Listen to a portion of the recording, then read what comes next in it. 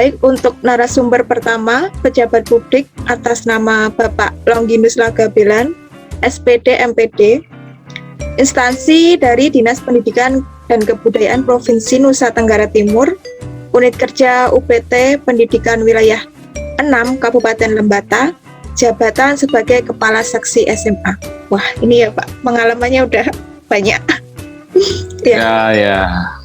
Ya Pak. Kali ini saya akan wawancara tentang nilai-nilai dasar PNS yang berkaitan dengan aneka. Aneka yaitu akuntabilitas, nasionalisme, etika publik, mutu, dan anti korupsi. Nah, langsung saja ya Pak. Ya, silakan Mbak. Dari yang saya sampaikan tadi, yaitu pekerjaan Bapak menjabat sebagai Kepala Seksi SMA. Nah, pekerjaan seperti apa sih Pak Kepala Seksi SMA itu? Iya, seorang Kepala Seksi SMA itu mempunyai tugas dan fungsi atau tupoksinya. Yang pertama itu adalah merencanakan kegiatan yang berkaitan dengan SMA, melaksanakan kegiatan, dan mengevaluasi kegiatan. Jadi tugas seorang Kepala Seksi adalah merencanakan, melaksanakan, dan mengevaluasi program-program yang berkaitan dengan peningkatan mutu SMA di Kabupaten Lembata. Gitu Pak. Wah, berarti saya nih ya Pak, pas banget. Gimana? Yang berkaitan dengan mutu. Oke, ya silakan.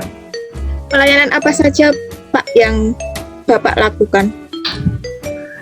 Pelayanan yang berhubungan yang pertama itu adalah misalnya ada guru-guru yang melakukan kenaikan pangkat, ya kita akomodir. Karena kita di sini UPT sebagai perpanjangan tangan dari Dinas Pendidikan Provinsi, sehingga pekerjaan kita adalah melakukan pelayanan, baik pelayanan terhadap kenaikan pangkat, keurusan in-passing, ataupun pensiunan yang ada di SMA di Kabupaten Lembata sini. Sehingga kita mengakomodir di sini, selanjutnya baru kita kirim ke provinsi berkas-berkas, atau kita bawa langsung ke provinsi untuk ditindaklanjut di provinsi. Seperti itu, Mbak. Ya, berdasarkan penjelasan dari Bapak Long, penerapan aneka dalam bidang pekerjaan Bapak seperti apa? Yang pertama itu akuntabilitas ya. Akuntabilitas itu bahwa program-program yang kita sudah rencanakan dan kita laksanakan itu, setelah itu kita harus melakukan pelaporan. Nah, di dalam pelaporan itu ya, hal yang penting adalah akuntabilitas. Bagaimana transparansi, bagaimana akuntabel tidak laporan kita itu, program kita jalankan sesuai atau tidak, apakah ada dana yang sisa atau tidak. Semuanya itu harus kita laporkan ke dinas sebagai feedback untuk melihat realisasi dari program tersebut. Yang berikut ya, itu akuntabilitas ya. Nasionalisme ya, kita tahu bahwa kita ASN, aparatur sipil negara, pasti ya menegakkan yang namanya nasionalisme. NKRI itu harga mati. Jadi kita sebagai pelayan publik harus betul-betul menerapkan itu ya. Indonesia itu merupakan suatu negara kesatuan dan dibingkai oleh Bhinneka Tunggal Ika. Kita harus menjunjung tinggi itu. Yang berikut mengenai etika publik ya. Etika publik itu ya, kalau kita omong tentang etika, itu sangat penting. Karena apa? Etika itu adalah jati diri kita. Nah, etika, bagaimana perlakuan kita, bagaimana tingkah laku kita di kantor, bagaimana batasan-batasan kita sebagai atasan dengan bawahan. Ya, misalnya, kita mempunyai titel atau pangkat yang tinggi, tetapi kalau etika kita bobrok, etika kita tidak bagus ya. Nah, itu akan mencelakai diri kita sendiri dan juga akan mencelakai organisasi itu. Sehingga yang paling diutamakan nih, kalau menurut saya dari aneka ini yang paling penting itu adalah etika publik. Bagaimana kita memberikan pelayanan. Ingat, kita ini abdi negara, abdi pelayan, bukan dilayani, tetapi kita yang melayani. Sehingga di situ ya perlu bagaimana kita mengaktualisasikan diri kita sebagai orang yang beriman dan beradab. Begitu. Apalagi ya, komitmen mutu ya. Iya, Pak. Ya, kalau mutu ya di mana-mana itu ya pasti setiap organisasi akan meningkatkan mutunya. Nah, mutu itu bisa tercapai apabila komitmen kerjasama dari semua anggota di dalam organisasi. Ya, hal yang paling konkret adalah untuk meningkatkan mutu itu adalah bagaimana kita menjalankan tupoksi kita itu. Kerja sesuai dengan tupoksi kita. Kalau itu sudah dilakukan dengan baik, maka pasti ya mutu pasti akan meningkat. Tapi kalau kita rambang tupoksi bidang lain, nah di situ akan kocar-kacir ya, dan akhirnya tidak ada komitmen bersama dalam organisasi. Yang ada itu hanya iri, jengkel. Ya akhirnya mau dibawa kemana organisasi? Ya, sehingga menurut saya yang paling penting adalah bagaimana kita mengerjakan sesuai dengan tupoksi kita dan profesional di bidang kita ini. Yang terakhir dari Aneka itu anti korupsi ya. Ya, korupsi kita ini kadang orang bilang korupsi itu sudah mendarah daging. Tetapi kembali kepada pribadi kita ya. Kalau pribadi kita mau melawan ya namanya korupsi pasti akan berpengaruh juga terhadap iklim yang ada di organisasi tersebut atau di kantor. Jadi pertama itu dari diri kita. Kita cukupnya aja dengan gaji kita ataupun honor-honor kita. Untuk anti korupsi yang saya terapkan di sini itu mulai dari pertama itu adalah perencanaan. Perencanaan itu adalah hal pertama yang harus kita lakukan, karena kalau misalnya perencanaan kurang bagus, maka nanti pelaksanaan itu ada celah bagaimana untuk dilakukan korupsi. Nah, korupsi itu bisa ada jenisnya, ada korupsi secara pribadi dan juga korupsi secara kolegial. Itu Mbak Hermi bisa paham ya, korupsi secara pribadi artinya kita diam-diam masuk dalam kantong sendiri. Kalau korupsi secara kolegial berarti mulai dari pimpinan sampai bawahan itu kita dapat bagian-bagian. Tetapi ya untuk di kantor kami sepanjang ini ya tidak ada ya. Tidak ada itu, karena saya selalu omong juga di staf-staf saya dulu itu bahwa kita kerja sesuai dengan tupoksi kita. Ya, kalaupun misalnya ada dari program-program ada kelebihan ya bagaimana itu kita bicarakan secara bersama-sama. Ya seperti itu Mbak Aneka yang diterapkan di UPT Pendidikan Wilayah 6 Kabupaten Lembata. Nah, dalam pekerjaan Pak, pasti ada kendalanya kan Pak? Nah, kendala Ya, apa saja betul. yang dihadapi oleh Bapak selama melakukan pelayanan publik? Ya, ada banyak kendala sih ya, tetapi ya saya akan kategorikan dalam beberapa kategori. Yang pertama itu adalah kendala infrastruktur. Infrastruktur di sini ya, yang pertama itu bahwa kita melakukan pelayanan terhadap SMA yang ada di kecamatan. Yang pertama itu jalannya agak jelek ya, jadi kita ke sana ya kadang juga ya pada saat kita melakukan monitoring ya pasti capek ya karena jalannya berlubang-lubang. Ya, yang kedua adalah minimnya internet, fasilitas internet, akses internet. Ada beberapa SMA di sini yang sampai saat ini yang belum bisa mendapat akses internet ya, karena lokasi sekolahnya agak jauh dari tower Telkomsel maupun yang lain, sehingga ketika kita misalnya mengirim pesan lewat WhatsApp ataupun email ya kadang juga kepala sekolah itu bukanya misalnya 2 atau 3 hari kemudian ketika dia jalan dapat sinyal, atau ketika dia pulang ke kota untuk bisa ada tugas itu baru bisa dapat. Nah, itu adalah beberapa kendala-kendala ya yang kita hadapi seperti itu.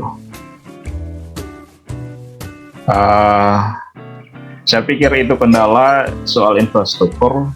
Yang berikut juga ada kendala bagaimana kita melakukan komunikasi dengan stakeholder yang lain ketika kita misalnya melakukan suatu program katakanlah peningkatan kompetensi guru, tetapi ya misalnya pada saat itu ada beberapa peserta guru yang berhalangan hadir. Padahal kita sudah melakukan komunikasi dengan kepala sekolah. Ya, hal-hal yang seperti itu ya kita akan minimalisir dan kita akan cari jalan keluar dengan misalnya mengganti posisinya. Ya, jadi sejauh ini ya kendala-kendala kita hadapi seperti itu. Pelayanan terhadap guru-guru itu. Gimana? Masih ada lagi? Nah, Pak, kalau dilihat dari posisi Bapak sebagai tadi kepala seksi SMA, kan itu berkaitan Ya. dengan pangkat ya, Pak? Iya, betul sekali. Setahu saya pernah dengar, Pak, kalau Ya, di suatu daerah untuk kenaikan pangkat itu ada seperti gratifikasi atau suap. Nah, menurut Bapak, ya. cara pencegahannya seperti apa, Pak? Untuk kenaikan pangkat ya untuk guru-guru sekarang itu kan biasanya kalau naik pangkat harus bisa melakukan PTK ya, penelitian tindakan kelas ya, berapa kredit dari situ sehingga bisa naik ke jenjang yang berikutnya. Di sini ya kita selalu menekankan ke para kepala sekolah atau juga melalui musyawarah guru mata pelajaran bahwa sebaiknya jangan melakukan PTK, tetapi misalnya mengopi dari daerah lain terus terapkan ke situ, karena nanti ada di tim penentu angka kredit, penilaian angka kredit itu biasa dari pengawas, itu akan ketahuan kalau misalnya PTK itu adalah copy paste ya, sehingga apa solusi kita bahwa kita selalu berkoordinasi dengan MGMP sehingga mereka mendatangkan narasumber untuk melakukan pelatihan tentang penulisan karya ilmiah dan juga penelitian tindakan kelas gitu. Sehingga ya puji Tuhan di sini ada organisasi musyawarah guru mata pelajaran dan juga ada organisasi guru-guru profesional itu sudah melakukan kegiatan-kegiatan itu untuk membantu para guru untuk bisa melakukan penelitian tindakan kelas dengan maksud untuk memperlancar kenaikan pangkat. Tetapi ada beberapa guru-guru juga yang tetap bertahan pada pangkat itu ya. Misalnya ada yang dari 4A, parkirnya lama sekali ya, 4A ada yang sekitar 10 tahun parkirnya. Ya, malah ada yang sampai ya sudah saya cukup sampai 4A saja. Nah, jadi begitu, Mbak. Untuk gratifikasi ya kita selalu meminimalisir itu guru-guru. Sepanjang pengetahuan saya ya tidak ada guru-guru yang melakukan suap atau gratifikasi ke para pejabat untuk bisa menaikkan pangkat. Karena itu nanti akan ketahuan. Ketika misalnya sampai di provinsi berkasnya tidak memenuhi persyaratan maka akan dikembalikan. Seperti itu. Halo, Mbak. Yang terakhir, Ya, kan posisi Bapak itu sebagai ketua. Nah, bagaimana cara Bapak? kepala bukan ketua.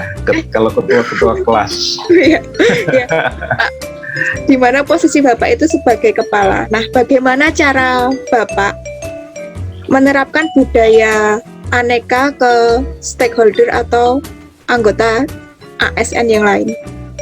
Oke. Ya, jadi seorang kepala itu ya berarti kita mempunyai tugas dan tanggung jawab terhadap bawahan kita. Bagaimana arah organisasi itu, bagaimana bidang kita itu bisa bekerja sama. Nah, yang saya lakukan adalah yang pertama adalah menekankan kepada setiap staf saya bahwa kerja sesuai dengan tupoksi. Jadi salah satu tugas dari kepala seksi adalah membagi tupoksi kepada stafnya untuk mengerjakan. Nah, sehingga nanti misalnya ada tugas dari program itu ya tinggal saya koordinir mana staf mana yang melakukan tugas tersebut. Nah, sehingga di situ saya memang betul-betul harus menerapkan bahwa pekerjaan ini bisa diukur dari berapa persen realisasinya ya. Sehingga nanti kita melakukan pelaporan itu akuntabilitasnya ya dapat di situ. Karena apa? Karena ya kita selalu menekankan bahwa kerja sesuai dengan tupoksi bidangmu itu. Fokus aja di situ. Sampai mana realisasinya. Ya. Terus yang kedua adalah bagaimana komunikasi ya. Komunikasi kita antara atasan dengan bawahan itu perlu sekali ya. Komunikasi itu harus dua arah. Jangan satu arah. Satu arah itu namanya perintah, bukan komunikasi ya. Ya, sehingga saya selalu meminta saran juga dari staf-staf saya, bagaimana program kita ini, langkah-langkah begini gimana, apa pendapat kamu. Jadi kita berembuk, tetapi akhirnya ya final decision-nya ya dari saya yang harus membuat final decision-nya. Nah, jadi yang perlu ditekankan itu adalah yang tadi ya, kerja sesuai dengan tupoksi kita, terus komunikasi dua arah. Yang berikut adalah itu etika ya, etika itu yang penting ya. Nah, ketika kita di kantor iklim kita yang cair, tetapi bagaimana kita menjaga bahwa dia itu atasan kita, dia itu staf kita, begitu ya. Begitu ya Mbak Hermi. Iya Pak, terima Gimana, kasih ya Pak. Mbak Elmi? Ya, sama-sama. Semoga sukses selalu prajabatannya. Amin. Ya, narasumber yang kedua yaitu Hermi Kurnia SPD MPD selaku pengolah data di instansi Kemdikbuddikti Unit Kerja Pusat Prestasi Nasional. Wah, pas banget ya Mbak sama Aneka. Ya. Ya, kali ini saya akan mewawancarai Mbak Hermi Kurnia tentang nilai-nilai dasar PNS yang berkaitan dengan aneka. Aneka yaitu akuntabilitas, nasionalisme, etika publik, komitmen mutu, dan anti korupsi. Langsung saja ya Mbak.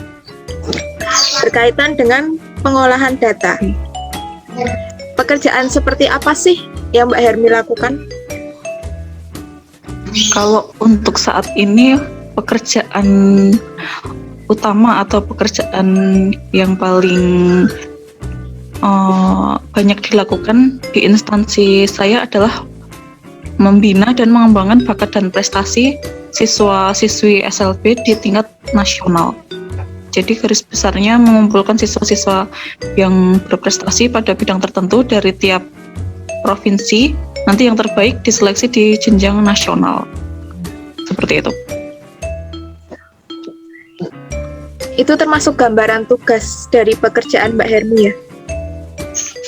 Iya, jadi nanti mulai dari mendata kan, jadi siswa yang lolos di tingkat provinsi nanti didata untuk maju di tingkat nasional. Itu kan biasanya misalkan di bidang festival seni, nanti di bidang melukis atau mewarnai, yang terbaik di tingkat provinsi nanti akan diperlombakan atau nanti diseleksi di tingkat nasional. Nah, penerapan aneka dalam bidang pekerjaan Mbak Hermi seperti apa? Secara Mbak Hermi kan ngurusin dari Sabang sampai Merauke ya? Jadi secara keseluruhan ya? Iya. Jadi kalau untuk penerapan aneka, khususnya untuk saya sendiri, yang selama ini saya terapkan yaitu yang pertama itu harus memulai pekerjaan tepat waktu, jadi lebih menghargai waktu. Jika kita mengawali pekerjaan sesuai waktu yang telah ditentukan, jadi tidak sampai terlambat memulainya, jadi agar pekerjaannya berjalan dengan lancar. Terus selain itu melaksanakan pekerjaan sesuai dengan tugas pokok dan fungsi. Misalkan saya khusus untuk mengolah data, untuk melaporkan data siswa-siswa, itu nanti menjadi tugas utama saya. Itu saya laporkan dengan sebagaimana mestinya. Jadi tidak ada yang seharusnya tidak lolos diloloskan, itu tidak seperti itu. Jadi data apa adanya yang dikirim dari provinsi nanti dilaporkan. Selain itu, selain menjalankan tugas pokok dan fungsi sendiri, bekerja sama untuk keberhasilan bidang saya, jadi melalui kerjasama dengan teman-teman sekantor, jadi nanti saling membantu. Misalkan saya kesulitan, saya meminta tolong rekan kerja, ataupun jika ada rekan kerja yang kesulitan, itu nanti saya juga sebisa mungkin turut membantu. Yang selanjutnya menjaga integritas diri. Jadi instansi yang baik itu dimulai dari ASN yang berintegritas. Karena kan dari awal kerja itu sudah dibekali dengan pembekalan untuk agar ini menjadi pegawai yang berintegritas. Kurang lebih seperti itu. Apa masih kurang? Nah, dalam pekerjaan Mbak Hermi pasti mempunyai kendala ya Mbak? Kendala apa yang dihadapi selama memberikan pelayanan publik yang dirasakan oleh Mbak Hermi?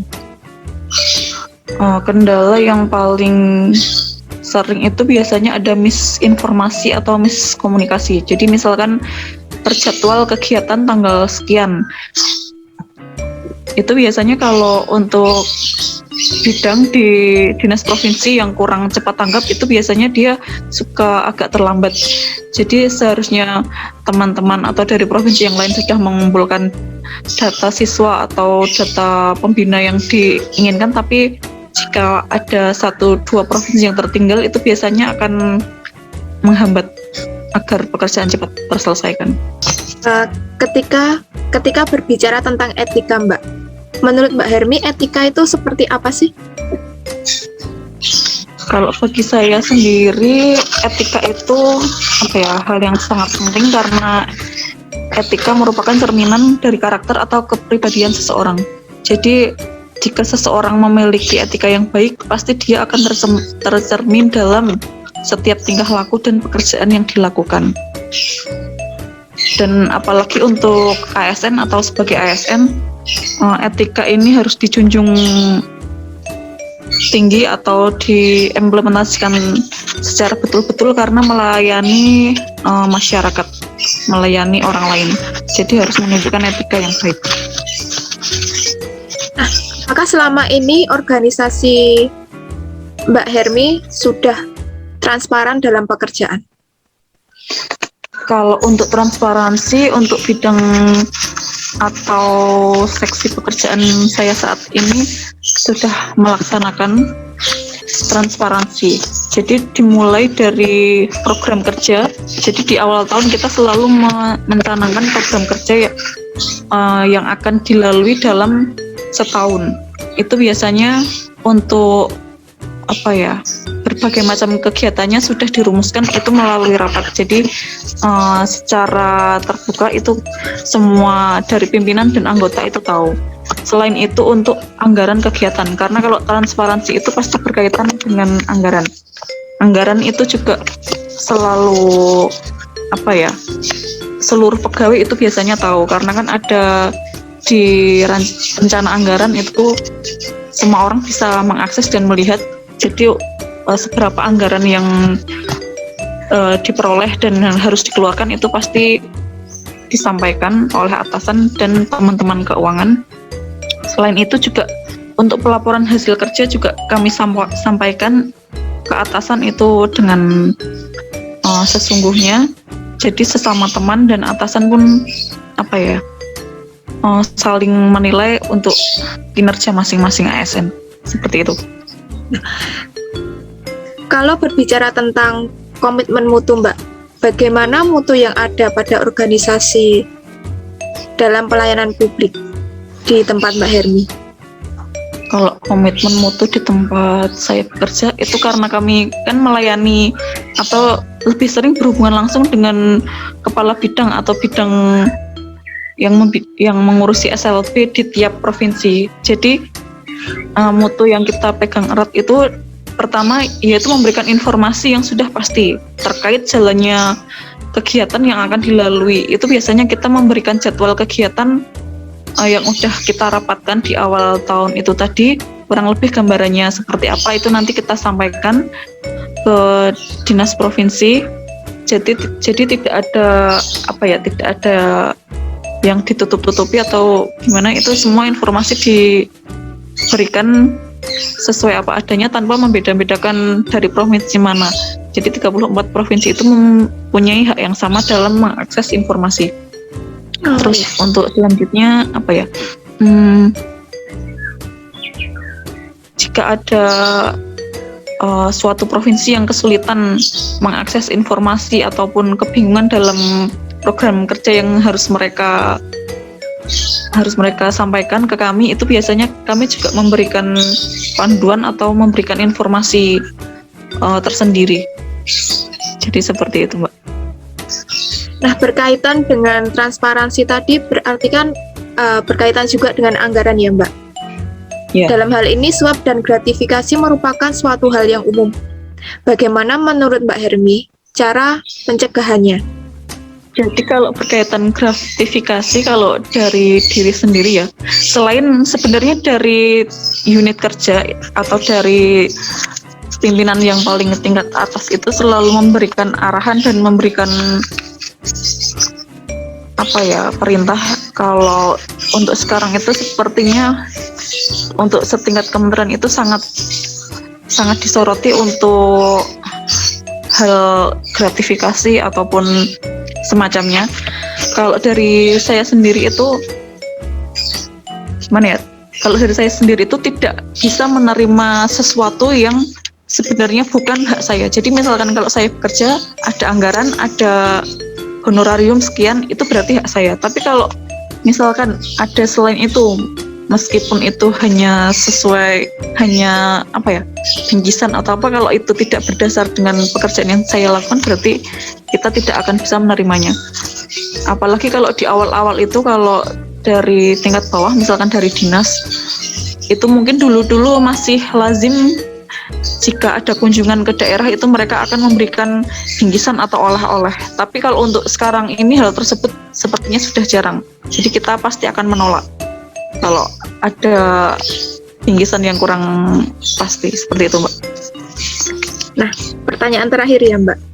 Bagaimana cara ASN atau stakeholder di kantor Mbak Hermi menerapkan budaya aneka? Kalau ini yang pertama diawali dari hal-hal kecil dulu, yaitu selalu kerja tepat waktu, jadi jangan sampai terlambat. Jadi tepat waktu di sini memulai pekerjaan tepat waktu sesuai ketentuan absen pagi dan juga tepat waktu untuk pulang. Jadi menurut saya kerja yang bagus itu dari mulai awal kerja sampai akhir jam kerja itu kita harus menggunakan waktu kerja semaksimal mungkin. Jadi kalau ada pihak atau ada orang lain yang bekerja sampai lembur-lembur, bagaimana menerapkan aneka untuk diri saya sendiri ya, Mbak? Nah, itu yang pertama, saya harus menghargai waktu baik untuk diri sendiri ataupun untuk instansi. Itu diawali dengan memulai pekerjaan tepat waktu. Diusahakan jangan sampai terlambat untuk memulai pekerjaan, baik itu bekerja dari rumah ataupun bekerja di kantor. Selain itu mengakhiri pekerjaan tepat waktu juga, karena kalau bekerja melebihi waktu itu seperti wasting time, jadi sebenarnya nggak akan efektif kalau masih ada sistem kerja lembur.